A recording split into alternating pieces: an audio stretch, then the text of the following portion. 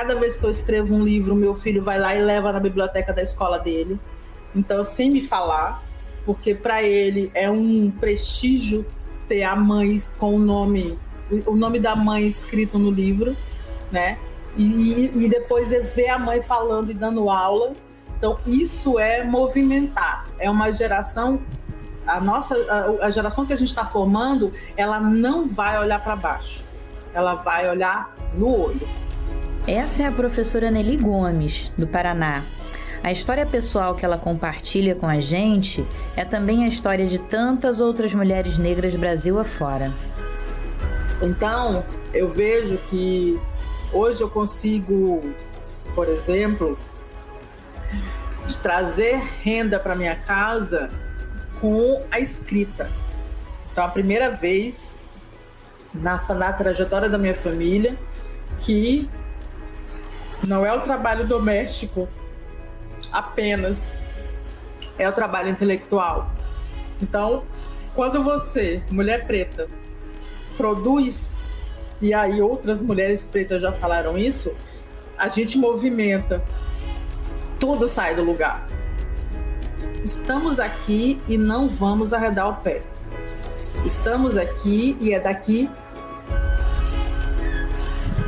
para frente. Não tem como perder nenhum direito. Difícil não se emocionar. E nem devemos tentar. A emoção nos ajuda a compreender o quão profundo é o impacto das ações afirmativas na sociedade. E entender essa dimensão é nosso desafio nesse podcast. Verdade. Então, vamos lá, com um convite a quem está nos ouvindo. Se você também se interessa pelo tema e quer conhecer uma avaliação importante da Lei 12.711 de 2012, a chamada Lei de Cotas, fique com a gente, porque temos muita história para contar e dados importantes que ajudam a entender o quanto ela já transformou as universidades federais brasileiras. Caminhos Afirmativos. Um podcast do LEPES, Laboratório de Estudos e Pesquisas em Educação Superior da Faculdade de Educação da UFRJ.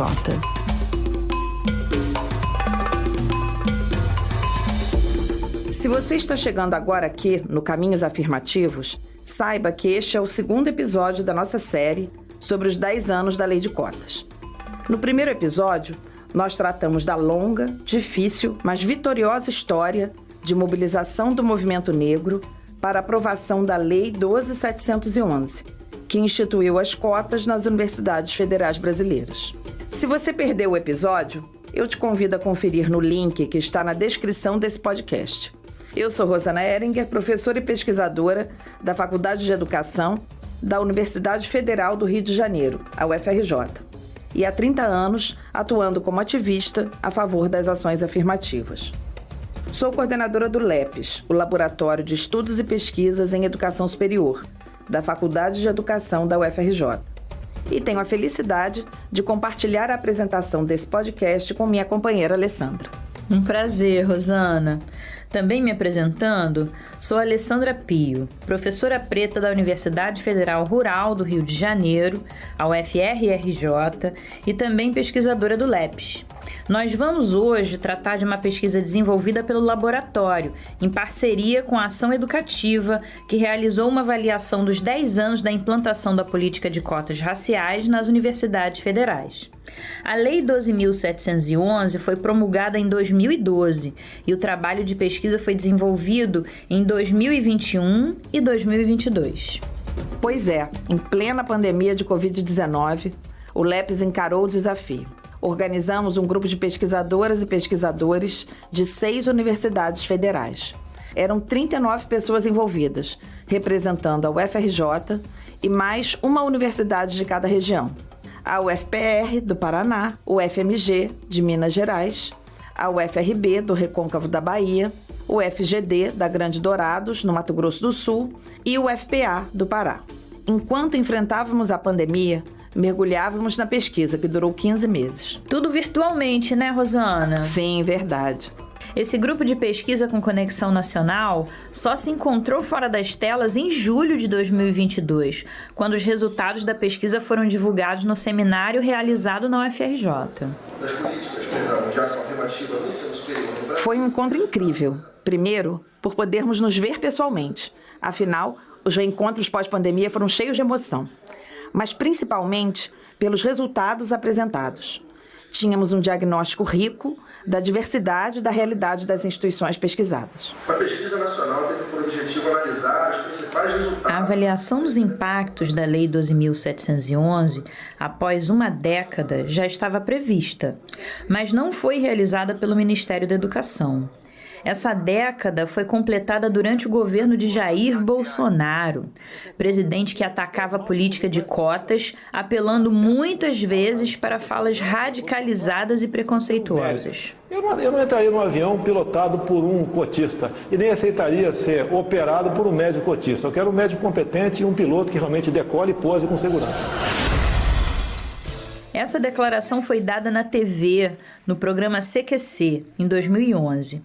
Durante o mandato de Jair Bolsonaro, outros ataques foram feitos por ele à política de cotas e, de forma geral, à população negra. Sem a ação do Ministério da Educação, grupos de estudo assumiram essa missão de avaliar a política de cotas. No LEPES, a pesquisa foi feita em duas vertentes. A análise de dados quantitativos, que buscou identificar o impacto, por exemplo, nas matrículas e permanência nas universidades, e o estudo de caso, avaliando as federais que já citamos aqui. Foi um trabalho intenso que eu tive a felicidade de coordenar junto com a professora Denise Carreira. O grupo que levantou dados quantitativos atuou em duas frentes: levantamento bibliográfico, como livros, artigos científicos, e análise de informações já disponíveis sobre a população brasileira, como a base do IBGE, o Instituto Brasileiro de Geografia e Estatística. Para se ter uma ideia, nesse levantamento de estudos publicados, a equipe de 5 pesquisadores localizou 500 artigos. Destes, apenas 10 ofereciam dados numéricos, e eles foram importantes para a análise, junto com o que havia sido produzido por grupos de pesquisa de instituições como o IESP, o Instituto de Estudos Sociais e Políticos da UERJ, e pela Flaxo, a Faculdade Latino-Americana de Ciências Sociais.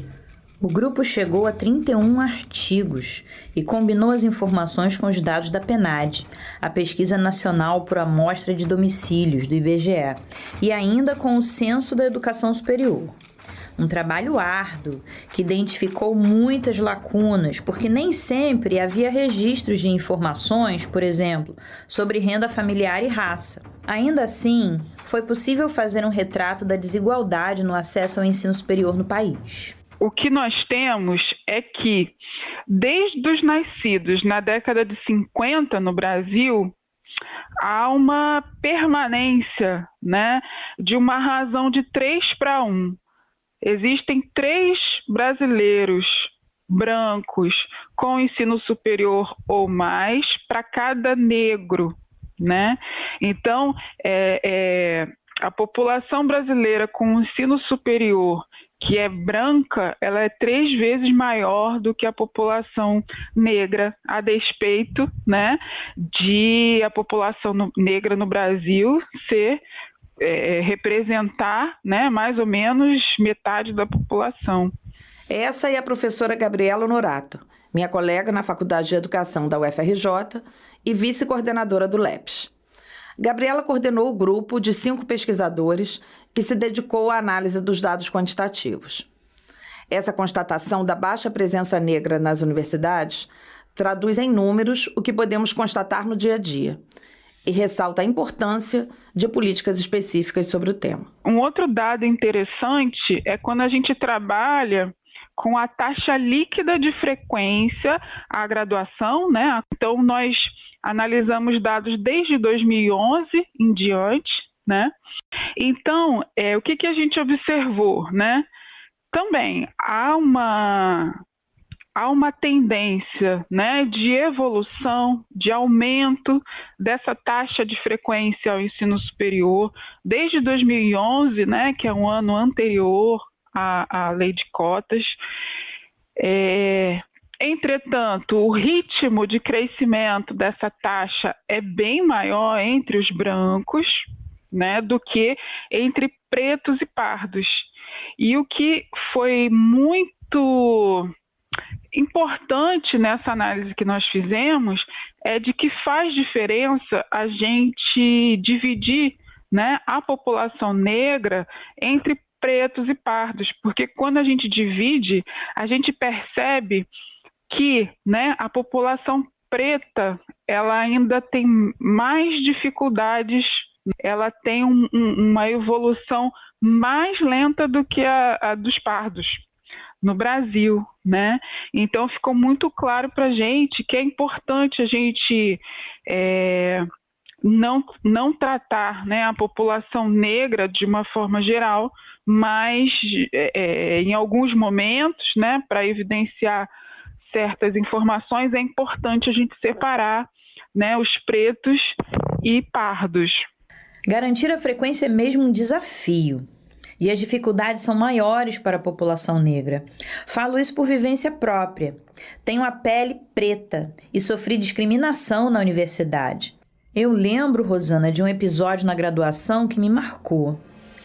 Eu tirei 9,8 numa prova e o professor afirmou que eu havia colado. Não quis admitir que uma aluna negra pudesse ter esse desempenho.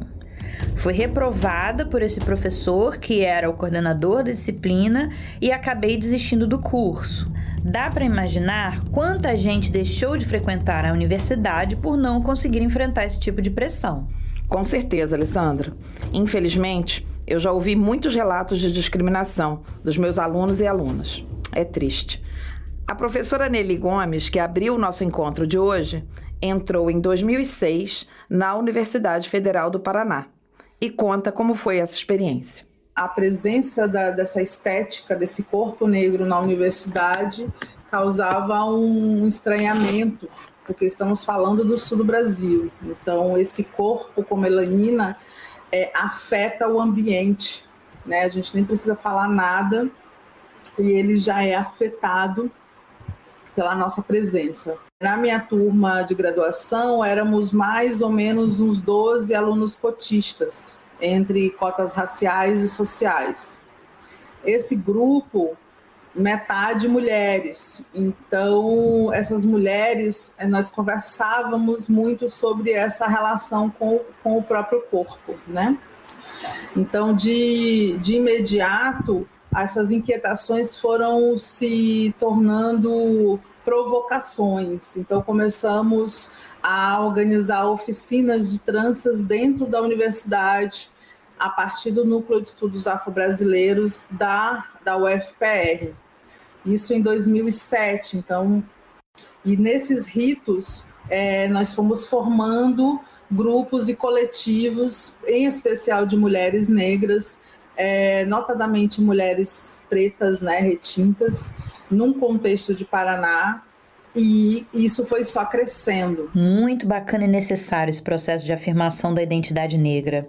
Até porque essa disputa não foi simples. Em diversos pontos do país, quem sentiu seu privilégio ameaçado pelas cotas fez pressão contra as políticas afirmativas. Vestidos de verde, com nariz de palhaço, rostos pintados e cartazes. Centenas de estudantes de escolas particulares se concentraram em frente à Assembleia Legislativa de Goiás para dizer não ao sistema de cotas. A ideia de fazer o protesto... Essa manifestação foi em Goiás. Na região centro-oeste, nossa pesquisa foi realizada na UFGD, Universidade Federal da Grande Dourados, no Mato Grosso do Sul.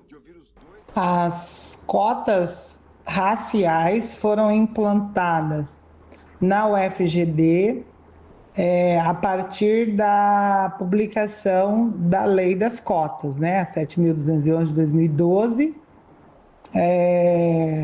atendendo então a determinação legal. Antes da lei, teve, com a implantação da UFGD, tiveram as cotas sociais por algum período.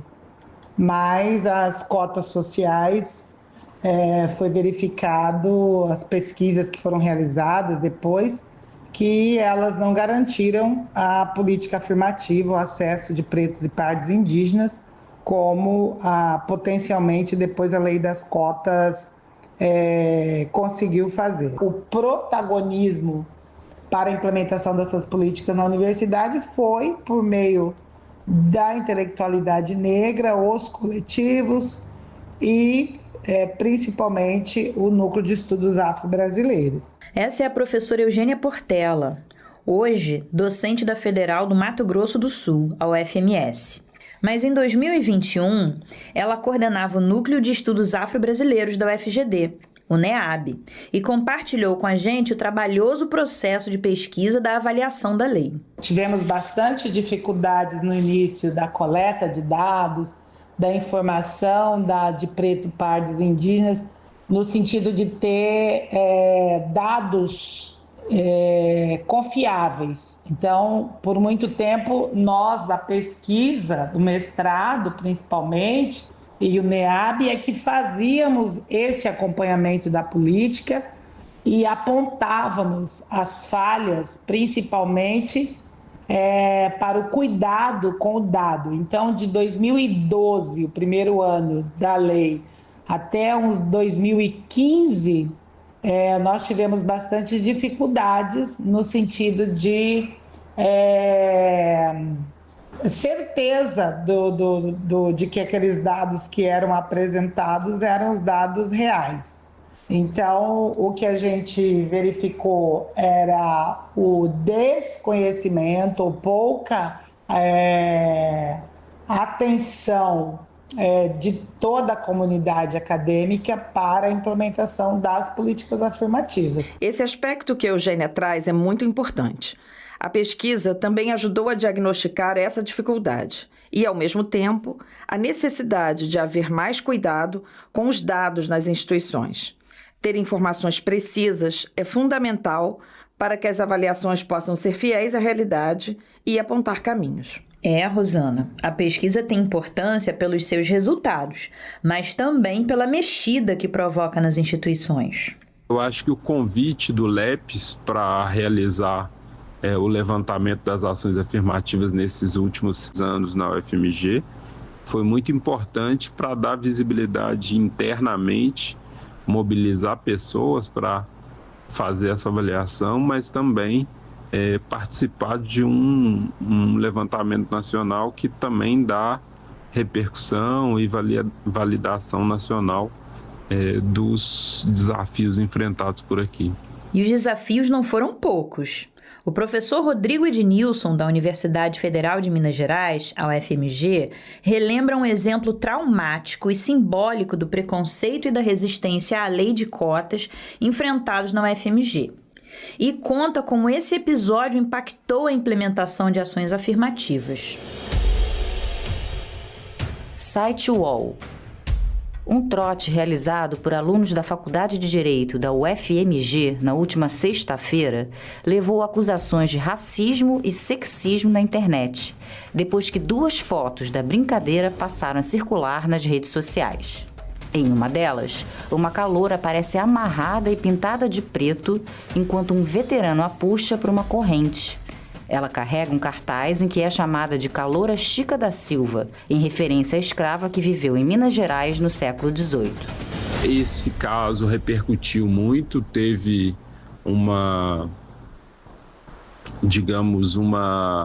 mobilização do Ministério Público.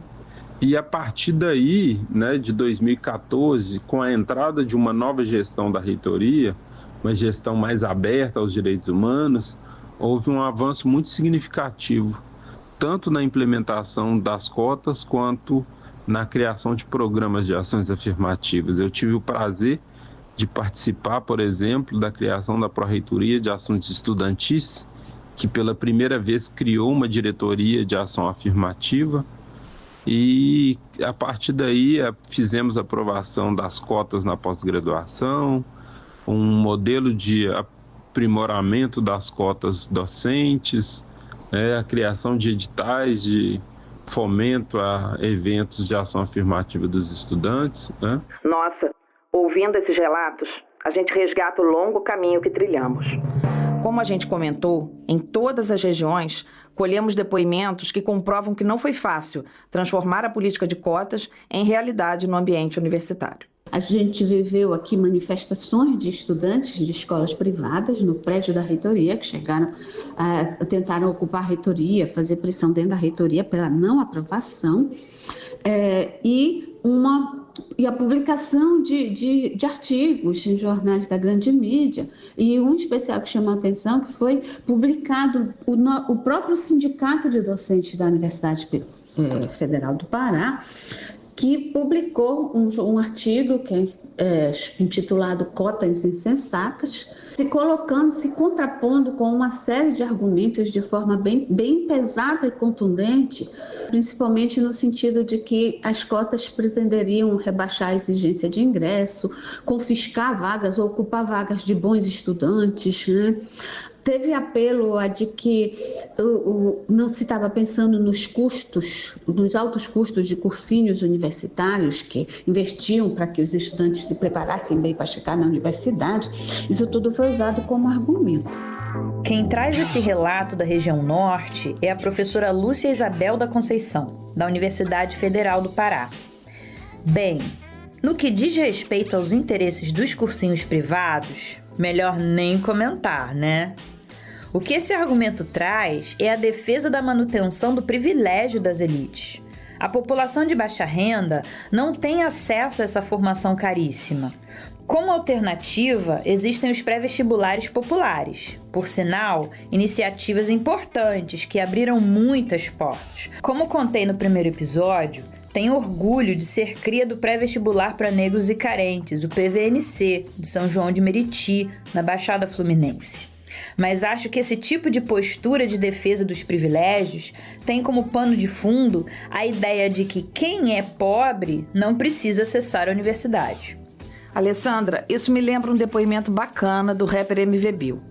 Quando participava do programa Altas Horas na TV Globo, ainda em 2009, ele respondeu de forma precisa a uma pessoa da plateia que disse ser contra a lei de cotas. Eu acho que a universidade traz o conhecimento, tirar a universidade dessas pessoas é empurrá-las diretamente para a marginalidade, para viver na submissão, no trabalho braçal. A juventude quer aparecer, eu acho que as cotas, nesse momento, ela acaba sendo uma coisa genial, porque vai descentralizar o conhecimento, que acaba fazendo uma modificação muito importante na vida do jovem de favela.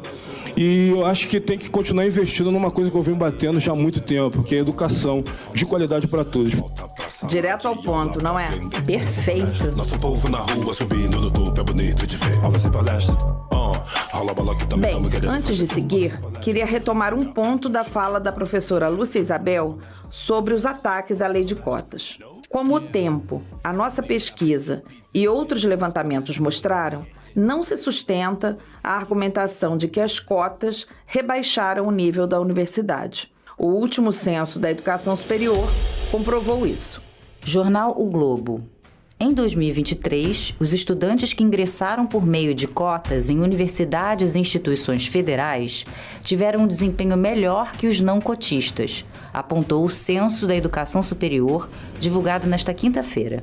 Segundo os dados, no último ano, 51% dos alunos cotistas concluíram o curso, enquanto a conclusão entre não cotistas foi de 41%. A nossa pesquisa, como a gente falou no início desse encontro, também trabalhou com dados do Censo da Educação Superior. E um resultado importante foi observar que, apesar de algumas universidades já terem implementado iniciativas de ações afirmativas, foi a lei de cotas que alterou de fato o perfil dos estudantes universitários.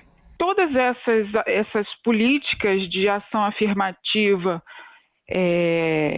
adotadas pelas instituições federais antes de 2012, todas elas eram políticas com critério social e não racial, né? Então, eram critérios que diziam respeito, por exemplo, à reserva de vagas para alunos de escolas públicas, de uma forma geral, né? Ou alunos de baixa renda. Não existia políticas, né? Uma política e políticas institucionais que fossem dirigidas, direcionadas à população preta e parda e indígena, né? Então, a aprovação da lei, ela universalizou uma política para todo o sistema federal. Então, passou a contemplar estudantes egressos, né, do ensino médio, de escolas públicas, e dentro desse grupo, né, vagas reservadas, considerando o critério de renda e o critério também racial. A avaliação que a professora Gabriela Honorato traz é importante. Na pesquisa, caiu por terra também outro argumento de ataque às cotas, de que bastam cotas sociais para resolver a questão da desigualdade racial. Para a gente diminuir as desigualdades raciais no acesso ao ensino superior, a gente precisa, né, de uma lei que contemple explicitamente a reserva de vagas por grupos de cor e raça, né? Além disso, esses grupos de cor e raça, eles ficaram mais visíveis no Brasil em cursos de maior seletividade, né? No período pós-lei de cotas do que antes das cotas. O que isso significa, né? O que são os cursos de maior seletividade? São os cursos onde há maior dificuldade de ser aprovado, de conseguir uma vaga em função, né, da demanda, do número de candidatos para o número de vagas existentes, né? Então, no Brasil, existem cursos que são historicamente mais seletivos, como o curso de medicina, né, cursos de engenharia, né, odontologia, são cursos de muita seletividade. E a gente observou também, né, que os pretos pardos ficaram mais visíveis, né, aumentaram a sua participação também nesses cursos de maior seletividade. Meu nome é Lucas Benício, eu sou aluno da medicina do 7º período, eu sou aluno cotista, eu faço parte da cota 1, que abrange alunos de escola pública, renda e cor. Então, através disso, eu consegui ser aprovado no curso de medicina. Eu não acreditava que eu ia conseguir passar logo aqui na medicina, na UFMG. Então, eu tive que contar com o apoio de muitas pessoas. Meu pai é pedreiro, é minha dona de casa, e eles me ajudaram muito e sempre me ajudam quando é possível. E é com felicidade que eu vejo que isso está acontecendo. A universidade é pública, a gente espera que as várias frações que compõem a sociedade ocupem esse espaço. Então, né, nada mais do que questão de direito ver a população negra e a população que é beneficiada pelas cotas participar desse espaço que é público. Esse depoimento do Lucas foi dado à TV UFMG. E ele revela também outra consequência desse aumento da população negra e pobre nas universidades. A consciência de que esse é um direito. Bacana demais. Muito, Alessandra. E os cotistas também transformam a universidade. A simples presença desses públicos novos já é política, porque eles não entram sozinhos, eles entram também com suas demandas, com as suas pressões que fazem, que movimentam a universidade a se mexer, a se reconstruir. A UFPA tem coletivos importantíssimos que têm feito isso, então, Associação de Estudantes Quilombolas, Associação de Estudantes Indígenas, Associação de Estudantes Estrangeiros, Associação de Estudantes de travestis e transgênero. Então, esse público tem se mostrado imprescindível no enfrentamento ao racismo e nas violências dentro da instituição. Eles denunciam, eles pressionam, eles acolhem os pares, eles promovem formação e empoderamento. Essa é novamente a professora Lúcia Isabel, da Federal do Pará. Ela conta que esses coletivos também atuam no aprimoramento das políticas afirmativas e na disputa na sociedade. Eles controlam a ocupação das vagas e denunciam fraudes. Então, é fundamental que eles sejam fortalecidos, ampliados, e que essa relação, essa interlocução seja ampliada. Então, eles têm contribuído para aperfeiçoar e para dar rumos novos para as políticas de ações afirmativas, e porque também são atores estratégicos estratégicos na defesa, no aperfeiçoamento dessas políticas, tanto dentro da universidade, quanto para fora, quanto na sociedade, porque a gente sabe que ainda temos resistências, ainda enfrentamos resistências também fora da universidade. As políticas de ações afirmativas ainda estão em disputas, ainda sofrem ataques e a gente precisa, então, fortalecer isso. Então, são aliados grandes nesse processo. Esse relato da professora Lúcia me remeteu a Paulo Freire. Na pedagogia do oprimido, o nosso patrono da educação entende que a emancipação é sempre fruto de processos coletivos. A implementação da lei de cotas tem favorecido uma educação para a diversidade que renova nossas esperanças. Se por um lado vivemos tantos retrocessos, há também avanços históricos, e esse é um deles. E falando em avanços, entre as universidades que participaram da pesquisa, temos uma com uma história especial. A Federal do Recôncavo da Bahia, a UFRB, é uma universidade de nova geração.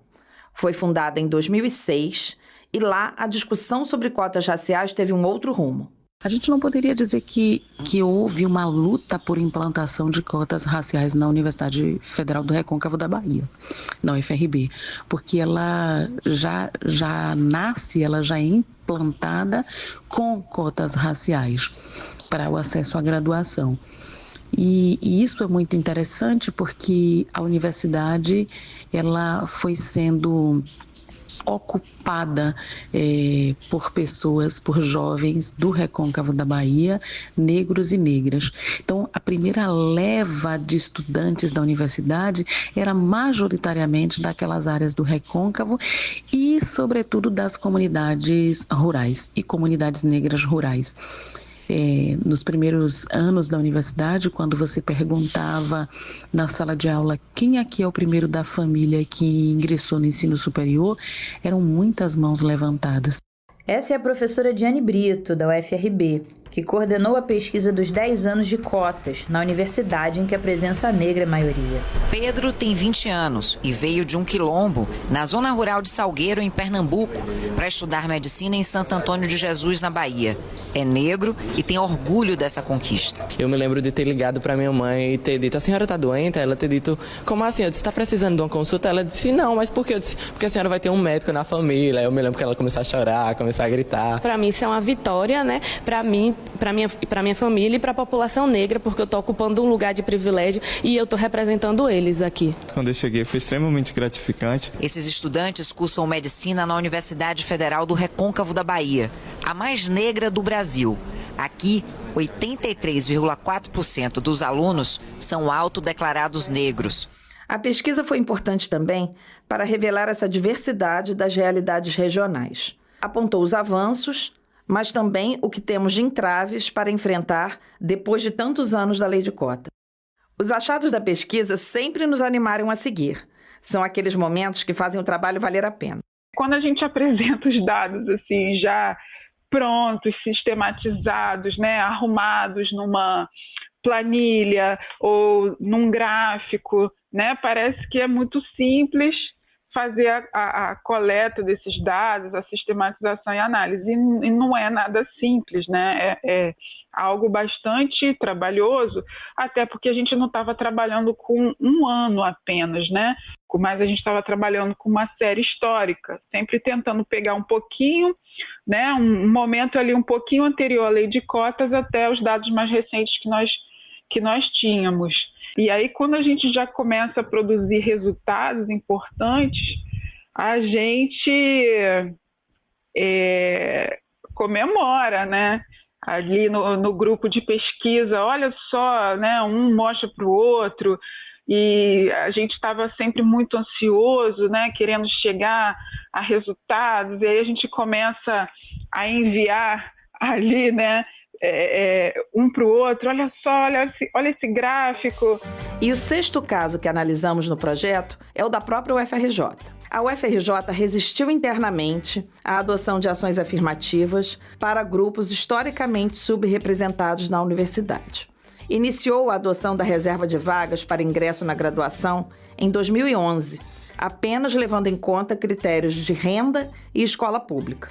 E, a partir de 2013, adotou também o critério étnico-racial, cumprindo na íntegra as normas estabelecidas pela Lei de Cotas. A pesquisa aponta para a ampliação da presença de estudantes de menor renda, pretos e pardos, nos cursos de elite da UFRJ. A maior ampliação deu-se principalmente quando combinados os critérios de frequência à escola pública e raça. E todos esses resultados estão no livro 10 anos da Lei de Cotas, Conquistas e Perspectivas, organizado pelas professoras Rosana Heringer e Denise Carreira, e fruto da parceria do LEPES com a Ação Educativa. E a publicação está disponível agora no nosso site, que acaba de ser lançado. Nele estão os materiais produzidos pelo laboratório, seus pesquisadores e pesquisadoras. Teses, dissertações, livros, artigos, vídeos, tá tudo lá. Confesso que estou bem feliz de ver a história do LEPES e de parte das pesquisas sobre ensino superior organizadas e disponíveis. Então, fica o convite para você acessar o link que está na descrição desse episódio. Tá muito bacana mesmo. E ter as informações sistematizadas e disponíveis é fundamental para que a pesquisa e as políticas avancem. A gente sabe o quanto é difícil, então temos mesmo que comemorar. Rosana, para fechar esse nosso encontro, vamos recuperar a fala de alguém que foi importante nesse processo e que infelizmente nos deixou em 2024. Isso, Alessandra. A pesquisa não teria dado os frutos que deu se não fosse pelo esforço e engajamento de muita gente. Assim como as cotas não teriam sido implementadas. Nesses 3 episódios da série, estamos buscando ouvir o maior número possível de depoimentos, ainda que o tempo nos limite. Mas queremos encerrar aqui com as palavras do professor Paulo Vinícius Batista da Silva, um dos criadores do Núcleo de Estudos Afro-Brasileiros da Universidade Federal do Paraná. Ele fez parte da nossa equipe de pesquisa e faleceu no ano passado. As cotas para graduação são um ponto de partida. Eu já usei uma metáfora uma vez, que é uma metáfora seguinte: a gente está com o pé na porta, segurando e forçando para mais gente entrar. A gente só está com o pé na porta ainda. Sem ações afirmativas na pós-graduação. Sem ações afirmativas que funcionem na docência, a gente não está num caminho de igualdade racial. Seguimos para além do ponto de partida, como apontava o professor Paulo Vinícius. No próximo episódio, esse olhar para o futuro estará presente. A gente espera que você tenha aproveitado nossa conversa. Esse podcast é inspirado no que caminhamos até aqui e no que ainda está por construir. Quanto mais gente ouvir, comentar e opinar, mais vivo ele se torna. Nossa sugestão é levar também esse debate para as salas de aula. Seguimos construindo os caminhos afirmativos. Então eu, Rosana Heringer, e minha companheira na narração desse podcast, Alessandra Pio, esperamos você aqui no 3º e último episódio da série. Até lá!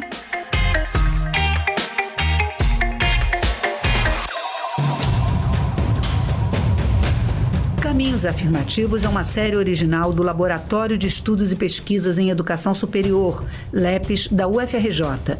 A produção é do Pode Criar, podcast do Criar Brasil. Parceria com a Ação Educativa e apoio da Open Society Foundation. Rosana Heringer é idealizadora desta série e faz a narração ao lado de Alessandra Pio. Os roteiros são de Rosângela Fernandes e João Paulo Malerba. A pesquisa é de Mariana Teodoro e João Soares. O desenho de som de Douglas Vieira. As gravações foram feitas no estúdio do Criar Brasil e a identidade visual é de Alexandre Berceau. O site foi desenvolvido por Ricardo Laudier, João Vitor Soares e Márcia Valles.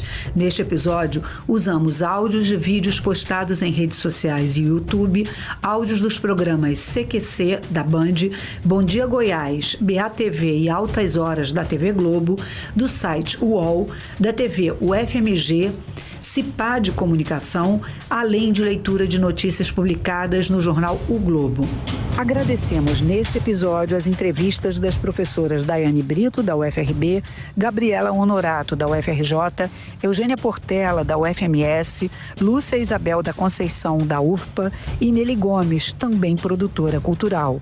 e ainda do professor Rodrigo Ednilson, da UFMG. Para acessar conteúdos adicionais, basta visitar o link disponível na descrição deste episódio. Ajude a divulgar comentando, compartilhando, recomendando, realizando bate-papos sobre o tema. Queremos saber a sua opinião e ampliar o debate sobre o assunto.